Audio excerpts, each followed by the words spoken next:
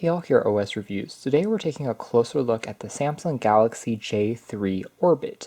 It is the US variant of the Galaxy J3, which has been a budget series of Android smartphones from Samsung for a few years now. But that value is taken to the extreme in the J3 Orbit's case because you can find it for as low as $20 sold directly on Amazon. That's an extremely low price to pay for a phone that doesn't come with a contract and surprisingly decent specifications. What is impressive is Samsung has pushed an update to the software, so it now runs on Android 9.0 Pie as opposed to the original Android 8.0 that it came with. So the software experience is actually still pretty up to date as far as a budget smartphone is concerned. Yes, it doesn't have the newest aesthetic because the bezels on the top and bottom are still using one of the older conventions, being a 16:9 display, but the specifications inside are actually still very much great for the money. It includes an Octa-Core chipset, clocked at 1.35 GHz. That octa-core chipset also keeps things ticking along pretty smoothly as you're interacting with regular tasks. The RAM is 2 GB, which is also about average for a budget phone, and the display here measures 5 inches diagonally. It does mean that, again, it's not the largest display in the world, but if you have slightly smaller hands, it still feels extremely comfortable, and it's a perfect size for most folks to reach everything with just one palm. It's a 720p display, which also reminds me of how far we've come in terms of display technology on budget phones. Yes, it's not the highest resolution at 720p, but it is actually a surprisingly vibrant and saturated for being an IPS LCD screen. It almost reminds me of an AMOLED or OLED screen at certain points because of how nice and vibrant the colors pop. It also gets more than sufficiently bright in order to look at it in outdoor environments. It's sensitive and responsive to touch, features subtle 2.5D curved edges on the glass that makes it feel really smooth when you're interacting and swiping between things, and also is fully laminated. It is built entirely out of plastic, but it doesn't creak or cringe. In fact, the matte texture on the back also is something I like a little bit more than the other budget option from Samsung that we checked out earlier, the Galaxy A10e, which does have a more modern aspect ratio and smaller bezels, but in terms of specs like RAM, in addition to the screen resolution, they're actually surprisingly similar. And on its own, the A10e is already a great value, but again, this is basically half the price of it, but still having an octa-core chip. On the rear, there is an 8-megapixel autofocus camera with an LED flash. Another neat aspect of the J3 Orbit is you can remove the back cover to access the battery, which is actually user removable. It comes in at 2,600 milliamp hours, which for a 5-inch phone actually is quite good, usually lasting me for around 2 to 3 days of use before I need to recharge it again. It's also where you'll find access to the SIM and micro SD card slot to expand on the built-in memory, which by default the phone has 16 GB. Definitely on the low side, and you'll want to expand on that for media and applications. Anyways, on the right-hand spine of the phone, you find access to a power key, which is pretty tactile and responsive, and you also find access to the speaker. It's kind of an interesting placement, but I do like it, since it is harder to cover up with your hands. If you're holding the phone like this, you won't accidentally cover it up from the bottom, at least it's not on the rear, it comes out from the side, so it's actually a pretty neat placement. On the bottom, there's access to a standard 3.5mm headphone jack, always nice to see, and it is using an older micro USB port for charging, which is one potential con compared to the A10e, which has been upgraded to USB Type-C. Then on the other side, you'll have access to dedicated volume keys, which are split. Again, they are very tactile and responsive to use, and that's pretty much it, so a very clean design. On the front of the device, you'll find access to a physical home key that can also be used to wake up the screen, also tactile, but it's not a fingerprint scanner, which is expected since it was lacking even on the A10e, so there are no biometrics here aside from password and PIN. You also have access to touch-sensitive keys to go back and open up the multitasking menu, which both work pretty well, although these two keys are not backlit, so it might be a little trickier to see in darker environments. However, it's easy enough to get used to them without having too many problems. The top here also features the earpiece, Samsung logo, and a 5-megapixel selfie/front-facing camera. So the takeaway here is budget Samsung phones, in fact budget phones as a whole, have come a long way since just a few years ago. Even though it's in the body of something that doesn't look terribly exciting, it's quite reminiscent of older generation Samsung phones like back in the days of the S4 or S5, it still is very comfortable. And again, these days with other companies such as Apple with their iPhone SE2, providing a revamped version of a phone that has pretty good specs in the body of an older device, there's absolutely no reason why the J3 Orbit should be disregarded just because it has larger bezels.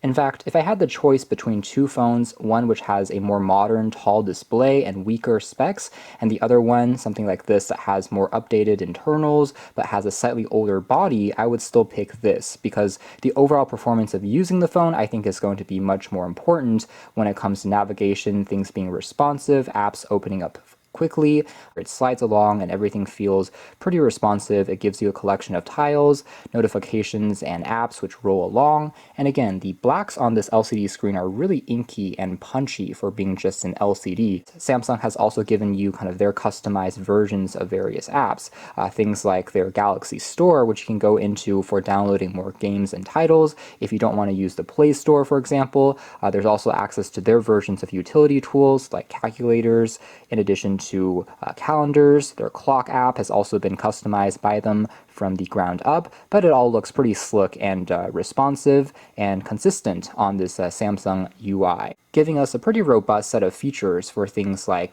Dolby Atmos, which you can use to enhance the audio quality if you plug in headphones or use Bluetooth headphones.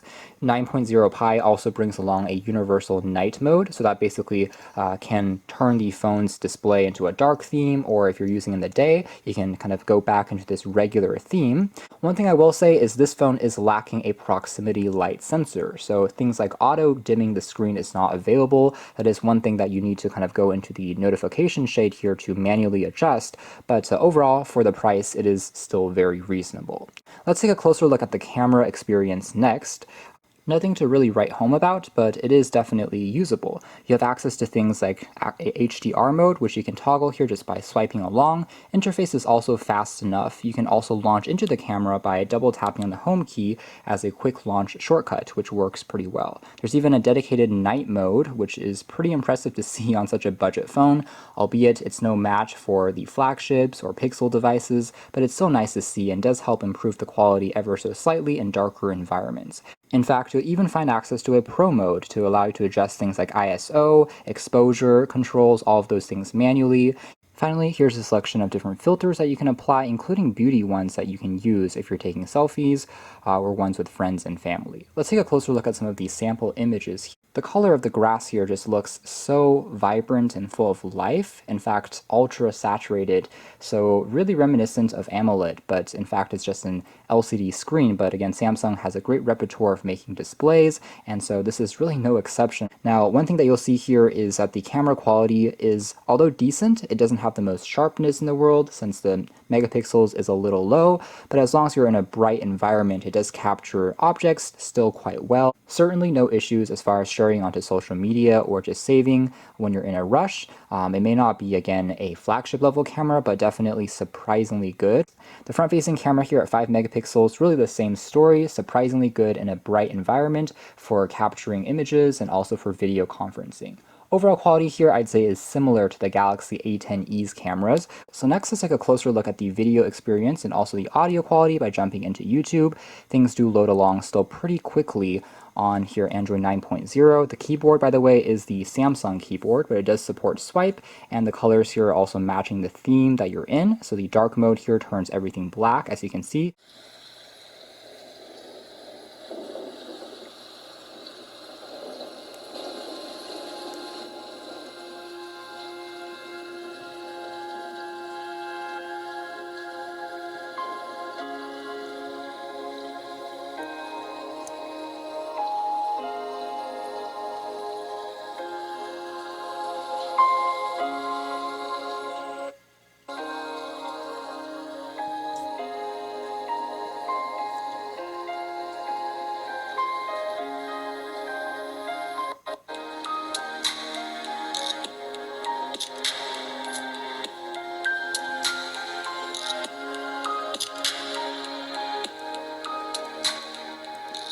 So lowering the audio here, takeaway is the quality of speaker is surprisingly decent. Again, the placement I do like quite a bit compared to on the bottom or on the rear of the phone.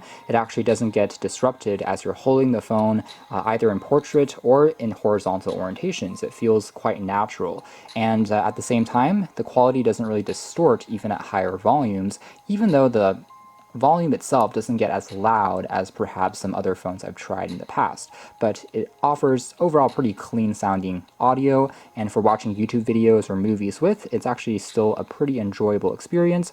Because it's running on Android 8 and above, you can actually use picture-in-picture mode, so I can go into the home screen and I still have the floating image here in the background as I multitask. If we take a look at our multitasking tray right now, again, this is slightly optimized by Samsung for their UI, but we are holding currently a few applications in the background, and it's still doing a pretty good job of juggling back and forth between them, as you can see here. The phone call quality reception is also quite good here in the Seattle region. When I tried it with 4G LTE, and in particular, you can get this for a track phone, for example, and no issues at all in terms of being able to stay connected to the network. Caller said that my voice sounded very clean. My Samsung Notes allows you to jot down and create quick sketches in addition to type out any messages, and it works quite well. Really, the last thing to talk about here would be the gaming experience, and before we jump into some demos and talk about it, I will also point out that Samsung has one of their optimization apps called the Games Hub on here to give you the fastest experience, doing things like changing some of the controls and audio quality, so it pops up whenever you're jumping into a game.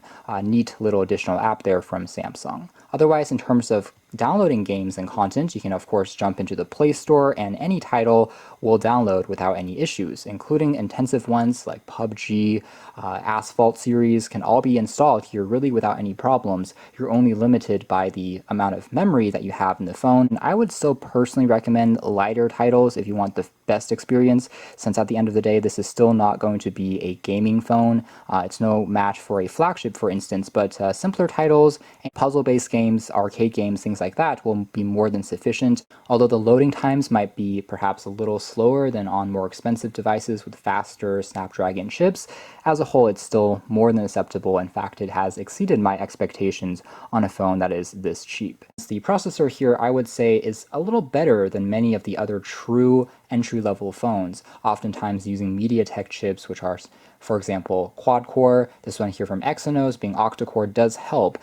So overall, I would say it definitely is a great value, especially if you're on a budget, if you're trying to look for a phone that maybe is meant for backup, if you don't want to buy something that's too expensive, even to give to a child or use in an emergency. It actually is surprisingly capable. As an MP3 player, media player, it really fits those purposes without any problems. And I was really surprised at how much I enjoyed this device considering the super low price. So a great value overall that's kind of hard to beat, as Samsung kind of is able to pump out these devices in mass quantities and build not only displays but also their batteries and even their processors, the Exynos chips, from their ground up. So you can check out more details if you're interested. But for now, that's been our video. Thanks for watching here at OS Reviews. That's been our closer look at the Samsung J3 Orbit, a super budget Android phone here in 2020 that sells for around $20.